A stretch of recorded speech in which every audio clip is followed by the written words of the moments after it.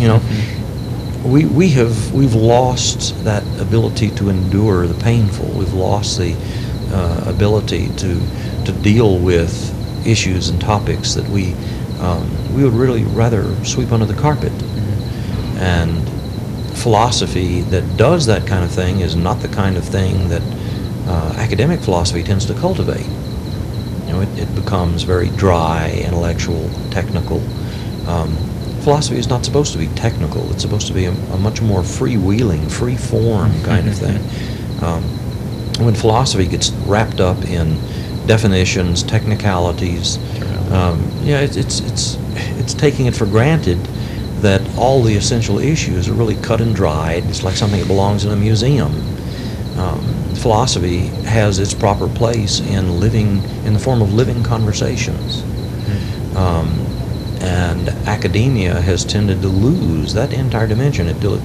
What most people get in philosophy classes are canned lectures. You know, the courses are practically scripted in advance. To see the point of philosophy and what purpose it serves and what value it has, it needs to be free form, spontaneous. People need to see something of the quality of thinking dealing with issues that are totally unpredictable. You know, every real adventure in philosophy should be extemporaneous. It should just come out of the moment. Yeah. So, you know, it's an interesting issue. You raise the question also about humanism as essentially a way of talking about the centrality of human beings, and this is a modernly unacceptable perspective. It's been the whole impact of the scientific revolution, from Copernicus through Freud and beyond, to try and say that human beings have no objective significance. We're just something that happens to exist in the universe. The universe doesn't have to conform to, our way of understanding it and so forth.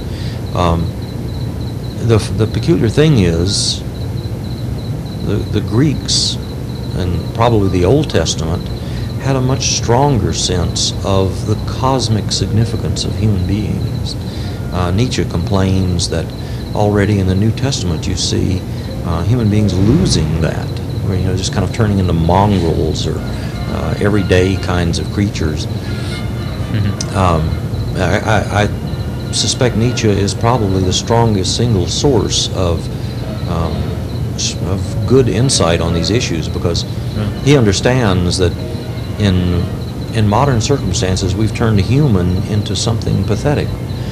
We use the term mostly in the form human, all too human. Right. We feel being human is a way of apologizing. Human concentrates in one word all of our vices. We're not proud of being human the way the ancients were proud. To be human means to occupy a significant place in the hierarchy of the cosmos, above animals, below gods, etc. We don't have a strong sense of that anymore, which is all the more reason, I think, why we have so much to gain from reading the intelligence of civilizations before us. Yeah, I'm looking at the tape, and we're almost out here. So I could certainly go on for a little bit more on that one. I've always taken it for granted that humans are just necessarily important in the cosmos. But yeah, you're right, I've never actually asked why. It just seems to me the most optimistic. I mean, if you don't believe that, what are you doing here? Yeah. There's something.